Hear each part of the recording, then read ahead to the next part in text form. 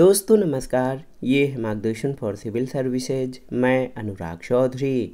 दोस्तों, नागरिक शास्त्र अथवा राजनीति विज्ञान के महत्वपूर्ण प्रश्नों के अंतर्गत इस वीडियो में प्रस्तुत है राष्ट्रपति एवं उपराष्ट्रपति से संबंधित महत्वपूर्ण प्रश्नों का रिवीजन, जो आपके आगामी परीक्षाओं जैसे TGT, PGT, LT grade, government inter college प्रवक्ता, गवर्नमेंट डिग्री कॉलेज, उच्चतर शिक्षा असिस्टेंट प्रोफेसर, केंद्रीय विद्यालय संगठन और नेट जेआरएफ राजनीति विज्ञान के साथ विभिन्न राज्य लोक सेवा आयोगों द्वारा आयोजित किए जाने वाले सामान्य ज्ञान और सामान्य अध्ययन के भारतीय संविधान और राज्य व्यवस्था खंड के लिए भी बहुत ही उपयोगी है। तो आइए शुरू करते हैं राष्ट्रपति एवं उपराष्ट्रपति से संबंधित महत्वपूर्ण प्रश्नों को। पहला प्रश्न है, भारतीय संविधान का कौन सा अनुच्छेद राष्ट्रपति को क्षमा दान की शक्ति प्रदान करता है? तो आप सभी साथी इसको पढ़े हैं। ये है अनुच्छेद 72। याद रखिएगा, आर्टिकल 72। राष्ट्रपति को क्षमादान करने की शक्ति संविधान के अनुच्छेद 72 में प्राप्त है और इस अनुच्छेद के अनुसार राष्ट्रपति को किसी अपराध के लिए सिद्ध दोष ठहराए गए व्यक्ति के दंड को क्षमा करने, उसके साथ उसका प्रविलंबन, विराम, परिहार और लघुकरण की शक्ति भी प्राप्त है। अगला प्रश्न है, राष्ट्रपति का रिक्त पद अवश्य भर लिया जाना चाहिए कितने दिन के भीतर? तो उत्तर है 6 माह के भीतर, ऑप्शन सी। दोस्तों, संविधान के अनुच्छेद 62 के अनुसार राष्ट्रपति की पदावधि की समाप्ति से हुई रिक्ति को भरने के लिए निर्वाचन पदावधि की समाप्ति से पहले ही पूर्ण कर लिया जाएगा। अनुच्छेद 62(2) के अनुसार यदि रिक्त राष्ट्रपति की मृत्यु, पद त्याग या पद से हटाए जाने के कारण हुई है तो उसके रिक्ति को भरने के लिए निर्वाचन रिक्ति होने की तारीख के पश्चात यथाशीघ्र और प्रत्येक दशा में 6 माह बीतने से पहले किया जाएगा और रिक्ति को भरने के लिए निर्वाचित व्यक्ति अनुच्छेद 56 के उपबंधों के अधीन रहते हुए अपने पद ग्रहण की तारीख से 5 वर्ष की अवधि तक पद धारण करने का हकदार होगा। तो दोस्तों, आप जान लीजिए कि राष्ट्रपति जो है अपने पद ग्रहण की तारीख से 5 वर्ष की अवधि तक जो है अपना पद धारित करता है। अगला प्रश्न है, भारत के राष्ट्रपति का चुनाव किस रीति से होता है? तो उत्तर है एकल संक्रमणीय मत से। संविधान के अनुच्छेद 55 में राष्ट्रपति के निर्वाचन की रीति दी गई है। इसके अनुसार भारत के राष्ट्रपति का चुनाव आनुपातिक प्रतिनिधित्व प्रणाली के एकल संक्रमणीय मत पद्धति से गुप्त मतदान के द्वारा होता है और अनुच्छेद 54 के तहत राष्ट्रपति का निर्वाचन एक निर्वाचक मंडल के द्वारा होता है। ये प्रश्न महत्वपूर्ण है और इस निर्वाचक मंडल में संसद के दोनों सदनों के निर्वाचित सदस्य और राज्यों की विधानसभाओं के निर्वाचित सदस्य शामिल होते हैं। अनुच्छेद 71 के तहत राष्ट्रपति अथवा उपराष्ट्रपति के निर्वाचन से संबंधित विवादों की जांच और निपटारा उच्चतम न्यायालय द्वारा किया जाता है। अगला प्रश्न है, भारत के राष्ट्रपति जिस निर्वाचक मंडल के द्वारा चुने जाते हैं वह मिलकर बनता है किससे? तो आपने अभी पढ़ा है। दोस्तों, भारत के राष्ट्रपति संसद तथा राज्यों की विधानसभाओं के निर्वाचित सदस्यों से मिलकर बनता है। दोस्तों, याद रखिएगा, जो राष्ट्रपति के लिए जो निर्वाचक मंडल बनाया जाता है उनके निर्वाचन के लिए इसमें संसद के दोनों सदनों के निर्वाचित सदस्य और राज्यों की विधानसभाओं के निर्वाचित सदस्य शामिल होते हैं। ऑप्शन बी आपका सही उत्तर है। एक बार फिर से रिवाइज करिए। संविधान के अनुच्छेद 54 राष्ट्रपति के निर्वाचक मंडल के सदस्यों का प्रावधान करता है। राष्ट्रपति के निर्वाचक मंडल में संसद के दोनों सदन यानी लोकसभा और राज्यसभा के निर्वाचित यानी इलेक्टेड मेंबर शामिल होते हैं और इसी तरह राज्यों की विधानसभाओं के भी केवल इलेक्टेड, मनोनीत नहीं, केवल इलेक्टेड, और इसके साथ दिल्ली और पांडिचेरी विधानसभाओं के निर्वाचित सदस्य इसमें शामिल होते हैं और ये व्यवस्था 70वें संविधान संशोधन 1992 के द्वारा स्थापित हुई थी। अगला है, राष्ट्रपति के चुनाव में कौन भाग नहीं लेता है? राज्यसभा के निर्वाचित सदस्य, लोकसभा के निर्वाचित सदस्य, विधानसभा के निर्वाचित सदस्य या विधान परिषदों के निर्वाचित सदस्य। तो आप जान लीजिए, विधान परिषदों के निर्वाचित सदस्य राष्ट्रपति के चुनाव में भाग नहीं लेते हैं। राष्ट्रपति के चुनाव में विधान परिषदों के या तो निर्वाचित या मनोनीत कोई भी सदस्य भाग नहीं लेते हैं। अनुच्छेद 54 के अनुसार राष्ट्रपति का निर्वाचन ऐसे निर्वाचक गण के सदस्य करते हैं जिसमें संसद के दोनों सदनों के निर्वाचित सदस्य और राज्यों की विधानसभाओं के निर्वाचित सदस्य होते हैं। अनुच्छेद 55 में राष्ट्रपति के निर्वाचन की रीति दी गई है। अगला प्रश्न है, भारत के राष्ट्रपति के निर्वाचन के संबंध में निम्न में से कौन त्रुटिपूर्ण है? निर्वाचक मंडल, आनुपातिक प्रतिनिधित्व, एकल संक्रमणी मत पद्धति या सूची पद्धति? सही उत्तर सूची पद्धति, ये गलत है। भारत के राष्ट्रपति का निर्वाचन एक निर्वाचक मंडल जिसमें लोकसभा, राज्यसभा और राज्यों की विधानसभाओं के निर्वाचित सदस्य शामिल होते हैं, उनके द्वारा किया जाता है। निर्वाचन के लिए आनुपातिक प्रतिनिधित्व की एकल संक्रमणी मत पद्धति का प्रयोग किया जाता है। सूची पद्धति का संबंध राष्ट्रपति के निर्वाचन से नहीं है। अगला प्रश्न है, राष्ट्रपति की मृत्यु हो जाने के बाद उपराष्ट्रपति उसके कार्यभार को कब तक संभालता है? 1 साल, 6 महीने, 2 साल या कोई सीमा नहीं है। तो याद रखिएगा, ये जो लिमिट है उपराष्ट्रपति द्वारा राष्ट्रपति के कार्यभार को संभालने के लिए, ये 6 महीने मैक्सिमम है। अनुच्छेद 62(2) के अनुसार जब राष्ट्रपति का पद मृत्यु, त्यागपत्र या पद से हटाए जाने का कारण रिक्त होता है तो यथाशीघ्र और प्रत्येक दशा में 6 माह बीतने के पहले उसका पद निर्वाचन द्वारा भरा जाएगा। अनुच्छेद 65(1) के अनुसार राष्ट्रपति का पद उसकी मृत्यु, त्यागपत्र या पद से हटाए जाने के कारण रिक्त होने पर उपराष्ट्रपति उस तारीख तक राष्ट्रपति के रूप में कार्य करेगा जिस तारीख को ऐसी रिक्ति को भरने के लिए इस अध्याय के उपबंधों के अनुसार निर्वाचित नया राष्ट्रपति अपना पद ग्रहण नहीं कर लेता है। इस प्रकार राष्ट्रपति की मृत्यु के बाद उपराष्ट्रपति उसके पद को अधिकतम 6 माह तक ही संभालता है। अगर उपराष्ट्रपति का पद भी खाली है तो भारत के मुख्य न्यायाधीश यानी चीफ जस्टिस ऑफ इंडिया अथवा उसका भी पद खाली होने पर उच्चतम न्यायालय का वरिष्ठतम न्यायाधीश कार्यवाहक राष्ट्रपति के रूप में कार्य करता है और इस स्थिति में उसे राष्ट्रपति की समस्त शक्तियां और उन्मुक्तियां प्राप्त होती हैं और वह राष्ट्रपति के समान वेतन, भत्ते, आवास और विशेषाधिकार प्राप्त करता है। अगला प्रश्न है, राज्य के मंत्रिमंडल की बैठक की अध्यक्षता कौन करता है? आपको बताना है। तो सही उत्तर है दोस्तों, राज्य के मंत्रिमंडल के बैठक की अध्यक्षता मुख्यमंत्री करता है। ऑप्शन डी आपका सही उत्तर है। मुख्यमंत्री राज्य मंत्रिमंडल का मुखिया होता है, उसकी नियुक्ति राज्यपाल करता है और उसके परामर्श पर राज्यपाल अन्य मंत्रियों की नियुक्ति करता है। राज्य मंत्रिपरिषद सामूहिक रूप से विधानसभा के प्रति उत्तरदायी होती है। अगला प्रश्न है, भारत के राष्ट्रपति का वेतन कितना है? तो ये प्रश्न बहुत ही महत्वपूर्ण है। आप जान लीजिए कि जो अद्यतन वेतनमान है राष्ट्रपति का वो कितना है, तो ये 5 लाख रुपए प्रतिमाह हो गया है। संविधान की दूसरी अनुसूची महत्वपूर्ण पदाधिकारियों के वेतन भत्ते से संबंधित है। इसमें भाग क के अंतर्गत राष्ट्रपति, राज्यों के राज्यपाल के वेतन और भत्तों का उपबंध है। दोस्तों आप जान लीजिए कि वर्ष 1919-20 में राष्ट्रपति का वेतन बढ़ाकर 5 लाख रुपए प्रतिमाह हो गया है। जनवरी 2020 तक महत्वपूर्ण अधिकारियों के जो वेतनमान है उपराष्ट्रपति का 4 लाख, राज्यपाल का 3.5 लाख रुपए प्रतिमाह, सुप्रीम कोर्ट के मुख्य न्यायाधीश का 2,80,000, सुप्रीम कोर्ट के अन्य न्यायाधीशों का 2,50,000, उच्च न्यायालय के मुख्य न्यायाधीश का 2,50,000 और उच्च न्यायालय के अन्य न्यायाधीशों का 2,25,000, नियंत्रक और महालेखा परीक्षक का 2,50,000, भारत के कैबिनेट सचिव का 2,50,000 और संघ लोक सेवा आयोग के अध्यक्ष का वेतन 2,50,000 रुपये प्रतिमाह होता है।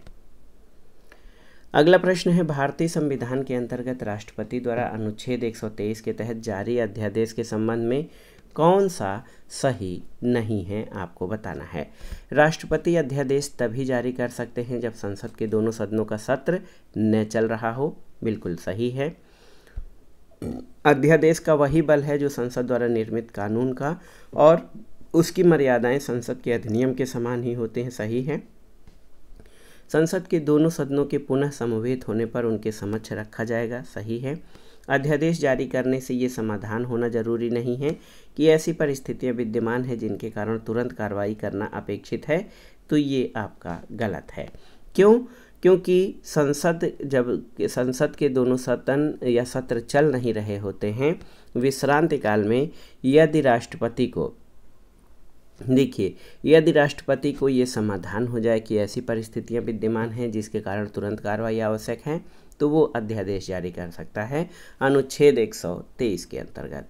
दोस्तों, इस अध्यादेश का वही बल और प्रभाव होगा जो संसद द्वारा पारित किए गए अधिनियम का होता है।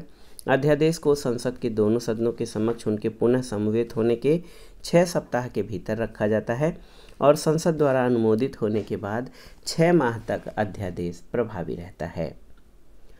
अगला प्रश्न है, राष्ट्रपति अध्यादेशों को तभी लागू करते हैं जब, तो उत्तर है संसद का सत्र चालू नहीं होता है। अनुच्छेद 123 में कहा गया है कि उस समय को छोड़कर जबकि संसद के दोनों सदन सत्र में हों, किसी समय यदि राष्ट्रपति को ये समाधान हो जाए कि ऐसी परिस्थितियां विद्यमान हैं जिसके कारण तुरंत कार्रवाई आवश्यक है, तो वो अध्यादेश जारी कर सकता है। राष्ट्रपति द्वारा जारी किए गए अध्यादेश को संसद सत्र के प्रारंभ होने के 6 सप्ताह के भीतर उसके द्वारा अनुमोदित कराना आवश्यक होगा, अन्यथा ये प्रभाव में नहीं रहेगा। राष्ट्रपति के समान ही राज्यों में राज्यपाल भी अनुच्छेद 213 के तहत अध्यादेश जारी कर सकता है। अगला प्रश्न है, राष्ट्रपति पर महाभियोग लगाने का अधिकार किसे प्राप्त है? आपको बताना है। ऑप्शन है सर्वोच्च न्यायालय को, लोकसभा अध्यक्ष को, संसद के दोनों सदनों को या प्रधानमंत्री को। तो सही उत्तर है संसद के दोनों सदनों में से किसी को। ऑप्शन सी सही उत्तर है। दोस्तों, महाभियोग प्रक्रिया का वर्णन अनुच्छेद 61 में किया गया है। अनुच्छेद 61 के अनुसार राष्ट्रपति पर महाभियोग का आरोप संसद का कोई सदन लगाएगा और दूसरा सदन उस आरोप का अन्वेषण करेगा या कराएगा, और ऐसे अन्वेषण में स्वयं उपस्थित होने का अथवा प्रतिनिधित्व कराने का राष्ट्रपति को अधिकार होगा। उल्लेखनीय है कि संविधान का उल्लंघन करने पर संसद द्वारा राष्ट्रपति पर महाभियोग चलाया जाता है। अगला प्रश्न है, भारत के संविधान के किस अनुच्छेद के अंतर्गत भारत के राष्ट्रपति पर महाभियोग चलाया जा सकता है? तो उत्तर है अनुच्छेद 61। दोस्तों, भारत के राष्ट्रपति को उसके पद से हटाने के लिए संविधान के अनुच्छेद 61 के तहत उस पर महाभियोग चलाया जा सकता है। राष्ट्रपति पर महाभियोग उसके द्वारा संविधान का अतिक्रमण करने पर चलाया जाता है। महाभियोग की कार्रवाई संसद के किसी भी सदन में आरोप के माध्यम से प्रारंभ की जा सकती है। सदन में आरोप की प्रास्थापना के 14 दिन पूर्व राष्ट्रपति को इसकी लिखित सूचना दी जानी चाहिए। साथ ही उस पर सदन के 1/4 सदस्यों का हस्ताक्षर होना चाहिए। आरोप लगाने वाले सदन द्वारा अपने 2/3 बहुमत से संकल्प पारित कर दिए जाने पर दूसरा सदन आरोप की जांच करेगा। इस समय राष्ट्रपति को भी अपना पक्ष रखने का अधिकार होगा और जांच के बाद यदि दूसरा सदन भी 2/3 बहुमत से आरोप साबित होने का संकल्प पारित कर देता है तो उस तिथि से राष्ट्रपति अपने पद से हट जाएगा। उल्लेखनीय है कि राष्ट्रपति के ऊपर या राष्ट्रपति के विरुद्ध महाभियोग एक अर्ध न्यायिक यानी सेमी जुडिशियल प्रक्रिया है। अगला है, निम्नलिखित में से किसकी नियुक्ति भारत के राष्ट्रपति द्वारा नहीं की जाती है? राजदूत, प्रधानमंत्री, महान्यायवादी या उपराष्ट्रपति? तो सही उत्तर उपराष्ट्रपति की। राष्ट्रपति अपनी कार्यपालिका शक्ति के अधीन प्रधानमंत्री, केंद्रीय मंत्री और महान्यायवादी, नियंत्रक, महालेखा परीक्षक, निर्वाचन आयोग, वित्त आयोग, संघ लोक सेवा आयोग, इनके सदस्यों, राज्यपाल और राजदूतों आदि की नियुक्ति करता है। लेकिन उपराष्ट्रपति की नियुक्ति राष्ट्रपति द्वारा नहीं की जाती है। अनुच्छेद 66 के अनुसार उपराष्ट्रपति का निर्वाचन होता है। अनुच्छेद 66 के अनुसार उपराष्ट्रपति का निर्वाचन एक निर्वाचक मंडल के द्वारा होता है। संसद के दोनों सदनों के सभी सदस्य, इसमें लोकसभा और राज्यसभा के निर्वाचित और मनोनीत सदस्य भाग लेते हैं। राज्यों की विधानसभाओं के जो सदस्य हैं इसमें भाग नहीं लेते। उपराष्ट्रपति अपना त्यागपत्र राष्ट्रपति को संबोधित करके देता है और इसे ऐसे संकल्प द्वारा हटाया जा सकता है जिसे राज्यसभा के तत्कालीन समस्त सदस्यों के बहुमत से पारित किया गया हो तथा जिससे लोकसभा सहमत हो। अगला प्रश्न है, राष्ट्रपति अपना त्यागपत्र निम्नलिखित में से किसे संबोधित कर दे सकता है? उपराष्ट्रपति को, लोकसभा स्पीकर को, प्रधानमंत्री को या भारत के प्रधान न्यायाधीश को? तो सही उत्तर राष्ट्रपति अपना त्यागपत्र उपराष्ट्रपति को संबोधित करके दे सकता है और ये अनुच्छेद 56(1) के अनुसार उपराष्ट्रपति इसकी सूचना लोकसभा अध्यक्ष को तुरंत देता है, अनुच्छेद 56(2) के अनुसार। दोस्तों, भारतीय संविधान में राष्ट्रपति में संघ की कार्यपालिका शक्ति और संघ के रक्षा बलों का सर्वोच्च समादेश निहित करना संयुक्त राज्य अमेरिका के संविधान से लिया गया है। संविधान के अनुच्छेद 67 के अनुसार उपराष्ट्रपति अपने पद ग्रहण की तारीख से 5 वर्ष की अवधि तक पद धारण करेगा। उपराष्ट्रपति को राज्यसभा के तत्कालीन समस्त सदस्यों के ऐसे बहुमत से पारित संकल्प तथा लोकसभा की सहमति से हटाया जा सकता है जिसके लिए उपराष्ट्रपति को 14 दिन पूर्व की लिखित सूचना दी जानी चाहिए। इसी तरह संविधान के अनुच्छेद 94(ग) के अनुसार लोकसभा अध्यक्ष को उसके कार्यकाल की समाप्ति के पूर्व लोकसभा के तत्कालीन समस्त सदस्यों के बहुमत से पारित संकल्प द्वारा अपने पद से हटाया जा सकेगा। अनुच्छेद 124(2) के अनुसार उच्चतम न्यायालय का कोई न्यायाधीश राष्ट्रपति को संबोधित अपने हस्ताक्षर सहित लेख द्वारा अपना पद त्याग सकेगा। अगला प्रश्न है, भारत का राष्ट्रपति एक संसद सदस्य नहीं होता क्यों? तो सही उत्तर आपका हो जाएगा कि उसे ये देखना है कि वो निष्पक्ष रहे। भारत का राष्ट्रपति संसद सदस्य बनने की सभी योग्यता रखते हुए भी संसद का सदस्य नहीं होता है। उसका चुनाव संसद के दोनों सदनों के निर्वाचित सदस्यों और राज्यों की विधानसभाओं के निर्वाचित सदस्यों द्वारा होता है। राष्ट्रपति के हस्ताक्षर के बिना कोई विधेयक कानून नहीं बन सकता है। इस तरह वह कार्यपालिका के साथ विधायिका का भी एक अंग है।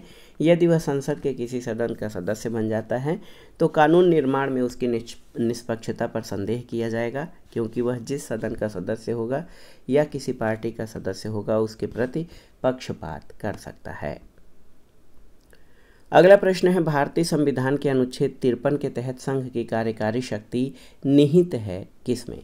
तो सही उत्तर राष्ट्रपति में। संविधान के अनुच्छेद 53(1) में कहा गया है कि संघ की कार्यपालिका शक्ति राष्ट्रपति में निहित है और वह इसका प्रयोग इस संविधान के अनुसार स्वयं या अपने अधीनस्थ प्राधिकारियों के द्वारा करेगा। अगला प्रश्न है, केंद्र में राष्ट्रपति शासन लगाया जाता है। बहुत ही महत्वपूर्ण प्रश्न है, ध्यान से सुनिएगा। केंद्र में राष्ट्रपति शासन लगाया जाता है लोकसभा चुनाव के दौरान, आपातकाल के दौरान, यदि प्रधानमंत्री की मृत्यु हो जाए या कभी नहीं। संविधान में इसका प्रावधान नहीं है। तो केंद्र में राष्ट्रपति शासन कभी नहीं लगाया जाता है और राष्ट्रपति शासन वस्तुतः अनुच्छेद 356 के तहत संवैधानिक तंत्र विफल होने की दशा में राज्यों में लगाया जाता है। केंद्र में राष्ट्रपति शासन लगाए जाने का प्रावधान नहीं है। दोस्तों, भारतीय संविधान के भाग 18 में आपात संबंधी उपबंधों का उल्लेख किया गया है। राष्ट्रपति अनुच्छेद 352 के तहत युद्ध, बाह्य आक्रमण या सशस्त्र विद्रोह की स्थिति में आपात की घोषणा कर सकता है। संविधान के अनुच्छेद 352 में उल्लिखित आंतरिक अशांति शब्द के स्थान पर 44वें संशोधन 1978 के द्वारा सशस्त्र विद्रोह शब्द को रखा गया है। अनुच्छेद 355 के अनुसार संघ का ये कर्तव्य है कि बाह्य आक्रमण और आंतरिक अशांति से प्रत्येक राज्य की रक्षा करे। अगला प्रश्न है, संविधान के किस अनुच्छेद ने राष्ट्रपति को सरकार से सूचना प्राप्त करने का अधिकार प्रदान किया है? ऑप्शन है 78(1), 75(1), 78(2) या इनमें से कोई नहीं। तो सही उत्तर 78(2) ऑप्शन सी। संविधान के अनुच्छेद 78 में राष्ट्रपति को जानकारी देने के संबंध में प्रधानमंत्री के कर्तव्य का उल्लेख है। अनुच्छेद 78 के प्रधानमंत्री पर ये दायित्व डालता है कि संघ के कार्यों के प्रशासन के बारे में तथा विधान विषयक प्रस्थापनाओं के बारे में मंत्रिपरिषद जो भी निर्णय करे वह उन सभी की सूचना राष्ट्रपति को दे। अनुच्छेद 78 के अनुसार संघ के कार्यकलाप और प्रशासन संबंधी तथा विधान विषयक प्रस्थापनाओं संबंधी जो जानकारी राष्ट्रपति मांगे वह दे। अगला प्रश्न है, राष्ट्रपति द्वारा जारी एक अध्यादेश संसद के पुनः जुटने के बाद कितने दिन तक प्रभावी रहता है? बहुत ही महत्वपूर्ण प्रश्न है। 1 सप्ताह, 1 महीना, 6 सप्ताह या 8 सप्ताह? तो सही उत्तर 6 सप्ताह ऑप्शन सी। दोस्तों, अनुच्छेद 123 के अनुसार उस समय को छोड़कर जब संसद के दोनों सदन सत्र में हैं, राष्ट्रपति अध्यादेश जारी कर सकता है। ये अध्यादेश संसद के पुनः सत्र में आने की तिथि से 6 सप्ताह बाद समाप्त हो जाएगा यदि संसद इस बीच उसे अनुमोदित नहीं कर देती है। यदि दोनों सदन संसद के अलग अलग तिथियों को सत्र में आते हैं तो समय की गणना बाद वाली तिथि से की जाएगी। अगला प्रश्न है, सर्वसम्मति से निर्वाचित भारत के राष्ट्रपति कौन थे? तो सही उत्तर है नीलम संजीव रेड्डी। दोस्तों, एन संजीव रेड्डी सर्वसम्मत से यानी निर्विरोध भारत के राष्ट्रपति चुने जाने वाले एकमात्र व्यक्ति हैं। उनका कार्यकाल 1977 से 1982 था। इसके पहले 1969 में राष्ट्रपति के चुनाव में नीलम संजीव रेड्डी वीवी गिरे के मुकाबले चुनाव हार गए थे। अगला प्रश्न है, राष्ट्रपति के चुनाव में होने वाले विवादों का निपटारा किया जाता है किसके द्वारा? तो उत्तर है भारत के सर्वोच्च न्यायपालिका में। दोस्तों, अगर भारत के राष्ट्रपति या उपराष्ट्रपति के चुनाव में कोई विवाद है तो उस विवाद को अनुच्छेद 71(1) के अनुसार भारत के सर्वोच्च न्यायालय यानी सुप्रीम कोर्ट को सौंपा जाएगा और सर्वोच्च न्यायालय द्वारा किया गया विनिश्चय अंतिम माना जाएगा। अगला प्रश्न है, भारतीय राष्ट्रपति को अपने पद से हटाया जा सकता है किसके द्वारा? तो सही उत्तर संसद द्वारा। दोस्तों, राष्ट्रपति को उसके पद से हटाने की शक्ति संसद को दी गई है। संसद क्या करती है? संसद राष्ट्रपति द्वारा संविधान का उल्लंघन करने पर उसके विरुद्ध महाभियोग का प्रस्ताव पारित कर उसे उसके पद से हटा सकती है। महाभियोग प्रक्रिया का वर्णन अनुच्छेद 61 में किया गया है और राष्ट्रपति पर महाभियोग का आरोप संसद का कोई सदन लगाएगा। खंड 3 के अनुसार दूसरा सदन उस आरोप का अन्वेषण करेगा या कराएगा और ऐसे अन्वेषण में स्वयं उपस्थित होने का अथवा अपना प्रतिनिधित्व कराने का राष्ट्रपति को अधिकार होगा। अगला प्रश्न है, जब राष्ट्रपति एक विधेयक को पुनर्विचार के लिए यानी अनुच्छेद 111 के अंतर्गत वापस करता है तो ये उदाहरण है किसका? पूर्ण निषेधाधिकार का, सीमित निषेधाधिकार, निलंबित निषेधाधिकार या पॉकेट वीटो का? तो सही उत्तर निलंबित निषेधाधिकार। भारतीय संविधान के अनुच्छेद 111 के अंतर्गत ये प्रावधान है कि राष्ट्रपति संसद के दोनों सदनों द्वारा पारित विधेयक पर स्वीकृति प्रदान करेगा या अपनी स्वीकृति रोक लेगा अथवा धन विधेयक के अतिरिक्त को पुनर्विचार के लिए सदनों को लौटा सकेगा। राष्ट्रपति की विधेयक को रोक लेने की शक्ति पूर्ण निषेधाधिकार और पुनर्विचार वापस करने की शक्ति सस्पेंशन वीटो यानी निलंबनकारी वीटो कही जाती है। अगला प्रश्न है, भारत के राष्ट्रपति का चुनाव संचालित कराया जाता है किसके द्वारा? तो सही उत्तर भारत के निर्वाचन आयोग द्वारा। भारतीय संविधान के अनुच्छेद 324 के तहत संसद, राज्य विधानमंडलों, राष्ट्रपति और उपराष्ट्रपति के पदों के निर्वाचन के अधीक्षण, नियंत्रण और निर्देशन के लिए निर्वाचन आयोग का प्रावधान किया गया है। तो राष्ट्रपति के चुनाव का संचालन भारत के निर्वाचन आयोग के द्वारा किया जाता है। अगला प्रश्न है, राष्ट्रपति द्वारा घोषित अध्यादेश की अधिकतम अवधि हो सकती है? तो ये 7.5 माह हो सकती है। अनुच्छेद 123(2) के अनुसार राष्ट्रपति द्वारा जारी अध्यादेश को संसद के सत्र शुरू होने के बाद 6 सप्ताह या 1.5 माह के अंदर अनुमोदित होना चाहिए। संसद के अनुमोदन के बाद जो अध्यादेश है वो 6 माह तक प्रभावी रहेगा। इस तरह से राष्ट्रपति द्वारा घोषित अध्यादेश की अधिकतम अवधि 7.5 मंथ यानी 7.5 मंथ हो सकती है। अगला प्रश्न है, निम्नलिखित में से कौन सा अधिकार भारत में राष्ट्रपति को संसद के संबंध में नहीं है? देखिए, राष्ट्रपति समय समय पर संसद के प्रत्येक सदन को ऐसे समय और स्थान पर जो वो ठीक समझे अधिवेशन के लिए आहूत करेगा, किंतु एक सत्र से दूसरे सत्र के मध्य 6 माह का अंतर नहीं होगा। बिल्कुल सही। सदनों या किसी सदन का सत्रावसान कर सकेगा, सही है। राज्यसभा का विघटन कर सकेगा, सही नहीं है। लोकसभा का विघटन कर सकेगा। तो राष्ट्रपति को संसद के संबंध में राज्यसभा के विघटन का अधिकार नहीं है। आप जानते हैं कि संविधान के अनुच्छेद 85 के तहत राष्ट्रपति को संसद का सत्र बुलाने, सत्रावसान करने, लोकसभा को विघटित करने की शक्ति दी गई है। इसके अनुसार राष्ट्रपति समय समय पर संसद के प्रत्येक सदन को ऐसे समय और स्थान पर जो वो ठीक समझे अधिवेशन के लिए आहूत करेगा, किंतु उसके लिए एक सत्र की अंतिम बैठक और आगामी सत्र की प्रथम बैठक के मध्य 6 माह का अंतर नहीं होगा। राष्ट्रपति समय समय पर संसद के दोनों सदनों या किसी एक सदन का सत्रावसान कर सकेगा और लोकसभा का विघटन कर सकेगा, किंतु राष्ट्रपति राज्यसभा का विघटन नहीं करता। ये एक अस्थायी सदन है। अनुच्छेद 83(1) में कहा गया है कि राज्यसभा का विघटन नहीं होगा, किंतु इसके 1/3 सदस्य प्रत्येक दूसरे वर्ष निवृत्त हो जाएंगे। अगला प्रश्न है, संसद के सदन की कुल संख्या के 2/3 बहुमत के द्वारा प्रस्ताव के पारित किए जाने का नियम निम्न दशा में लागू किया जाता है। किस समय? संविधान के संशोधन के समय, आपातकाल के प्रभावी होने के समय, राष्ट्रपति के महाभियोग चलाने के समय या आपातकाल के प्रभावी होने की अस्वीकृति। तो सही उत्तर भारत के राष्ट्रपति के ऊपर महाभियोग चलाने में 2/3 सदन की कुल संख्या के 2/3 बहुमत के द्वारा प्रस्ताव पारित किए जाने का नियम है। दोस्तों, भारत के राष्ट्रपति पर महाभियोग चलाने के लिए संसद के संबंधित सदन की कुल सदस्य संख्या के 2/3 सदस्यों के बहुमत से प्रस्ताव पारित किया जाना आवश्यक है। साथ ही दूसरे सदन द्वारा भी आरोप की जांच के बाद अपनी कुल सदस्य संख्या के 2/3 बहुमत से आरोप साबित होने का संकल्प पारित किया जाना आवश्यक है। दूसरे सदन द्वारा संकल्प के पारित होते ही राष्ट्रपति अपने पद से हट जाता है और संविधान के अतिक्रमण के आधार पर अनुच्छेद 61 के तहत राष्ट्रपति पर महाभियोग चलाया जाता है। अगला प्रश्न बहुत ही महत्वपूर्ण है। इसमें पूछा गया है कि राष्ट्रपति कर सकते हैं क्या?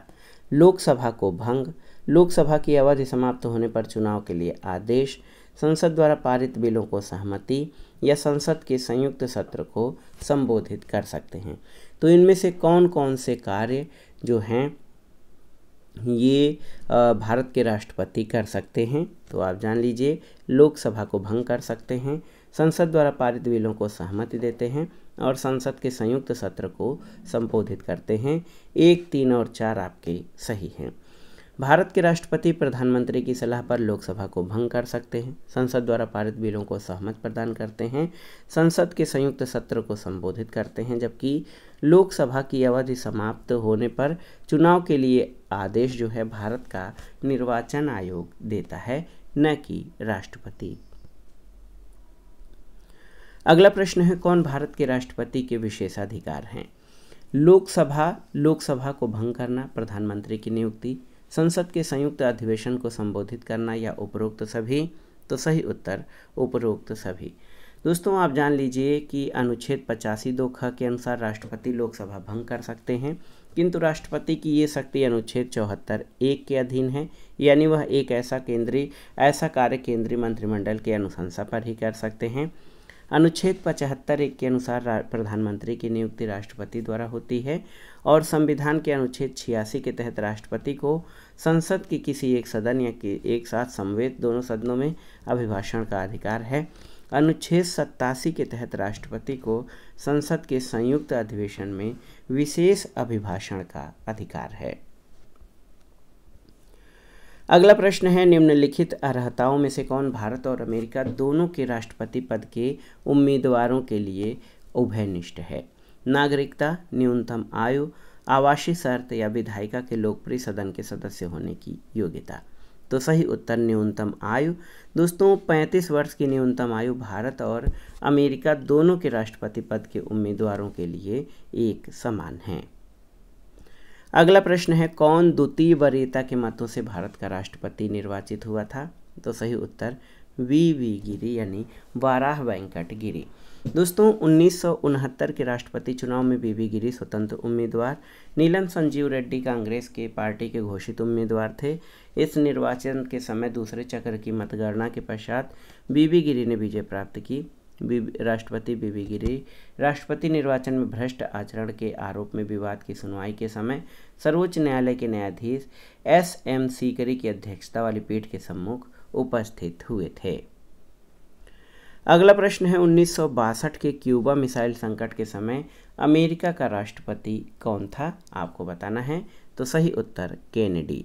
अक्टूबर 1962 में तत्कालीन सोवियत संघ अब रूस द्वारा क्यूबा में अमेरिका को निशाना बनाकर परमाणु मिसाइलें तैनात की गई थीं, जिसके कारण दोनों देश परमाणु युद्ध के मुहाने पर खड़े हो गए थे। इस संकट को क्यूबा मिसाइल संकट कहा जाता है ये संकट तत्कालीन अमेरिकी राष्ट्रपति जॉन एफ कैनेडी, संयुक्त राष्ट्र महासचिव यू थांट और सोवियत प्रमुख निकिता ख्रुश्चेव के आपसी समझौतों के बाद समाप्त हुआ था। राष्ट्रपति के बाद आइए उपराष्ट्रपति यानी वाइस प्रेसिडेंट से संबंधित महत्वपूर्ण प्रश्नों को देखते हैं। पहला प्रश्न है, भारत का उपराष्ट्रपति चुना जाता है? तो उत्तर है लोकसभा तथा राज्यसभा के सभी सदस्यों द्वारा। इसमें निर्वाचित और मनोनीत सभी लोग शामिल होते हैं। संविधान के अनुच्छेद 66(1) के तहत उपराष्ट्रपति का निर्वाचन संसद के दोनों सदनों के सदस्यों से मिलकर बनने वाले निर्वाचक गण के सदस्यों द्वारा आनुपातिक प्रतिनिधित्व पद्धति के अनुसार एकल संक्रमणी मत द्वारा होता है। अगला प्रश्न है, उपराष्ट्रपति के संबंध में कौन से कथन सही हैं? कूट के आधार पर आपको सही उत्तर का चयन करना है। वो राज्यसभा का पदेन सभापति है, सही है। उपराष्ट्रपति निर्वाचित होने के लिए उसे राज्यसभा का सदस्य होना अनिवार्य है, सही नहीं है। उसका निर्वाचन संसद के दोनों सदनों और राज्य विधानसभा के सदस्यों द्वारा होता है, सही नहीं है। यदि राष्ट्रपति त्यागपत्र दे अथवा उसकी मृत्यु हो जाए तो उपराष्ट्रपति कार्यवाहक राष्ट्रपति के रूप में कार्य करता है, परंतु ये अवधि 6 महीने से अधिक नहीं हो सकती। तो यहाँ चारों कथनों में कथन 1 और 4 सही हैं।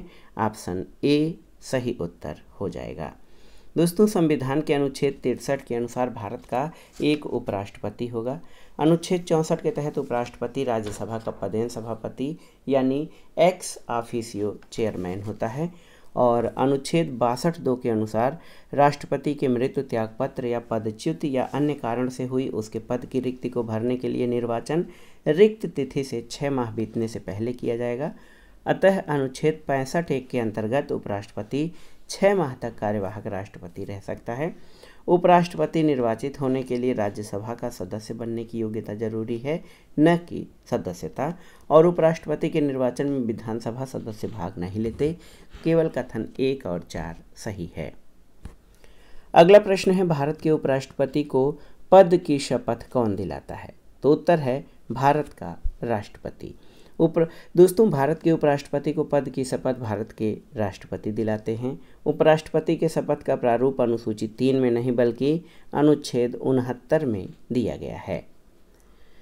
अगला प्रश्न है, कौन एक सदन का सदस्य बने बगैर सदन की अध्यक्षता करता है? तो ये है भारत का उपराष्ट्रपति, क्योंकि भारत का उपराष्ट्रपति राज्यसभा का सदस्य नहीं होता। वो राज्यसभा का पदेन अध्यक्ष होता है और लोकसभा अध्यक्ष लोकसभा का सदस्य होता है, जबकि राज्यसभा का अध्यक्ष जो है वो उपराष्ट्रपति होता है। अगला प्रश्न है, भारत के उपराष्ट्रपति को कौन पद मुक्त कर सकता है? आपको बताना है। तो सही उत्तर है राज्यसभा और लोकसभा दोनों। अनुच्छेद 67 के अनुसार उपराष्ट्रपति को उसके पद से तभी हटाया जा सकता है जब इस हेतु संकल्प राज्यसभा के तत्कालीन सभी सदस्यों के बहुमत से पारित हो जाता है, जिससे कि लोकसभा सहमत हो। अगला प्रश्न है, भारत के उपराष्ट्रपति को हटाने का प्रस्ताव पेश किया जा सकता है केवल लोकसभा में, संसद के किसी सदन में, संसद की संयुक्त बैठक में या केवल राज्यसभा में?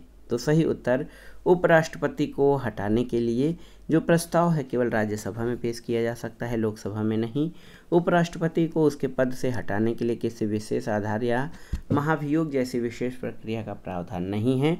राज्यसभा द्वारा अपने बहुमत से पारित प्रस्ताव, जिसे लोकसभा सहमति प्रस्ताव कर देती है, सहमत प्रदान कर देती है, उसके द्वारा उपराष्ट्रपति को उसके पद से हटाया जा सकता है।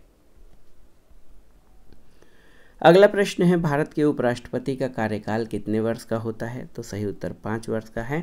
संविधान के अनुच्छेद 63 के अनुसार भारत का एक उपराष्ट्रपति होगा। संविधान में उपराष्ट्रपति पद के लिए किसी विशेष कार्य का उपबंध नहीं है।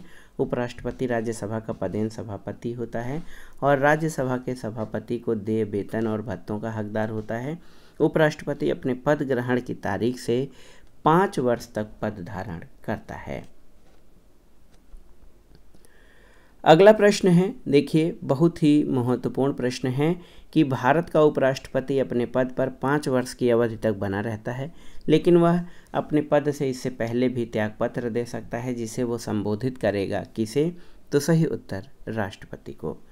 दोस्तों, अनुच्छेद 67 क के अनुसार उपराष्ट्रपति अपने पद ग्रहण की तारीख से 5 वर्ष की अवधि तक पद धारण करेगा, लेकिन वो राष्ट्रपति को संबोधन अपने हस्ताक्षर सहित लेख द्वारा अपना पद त्याग सकेगा।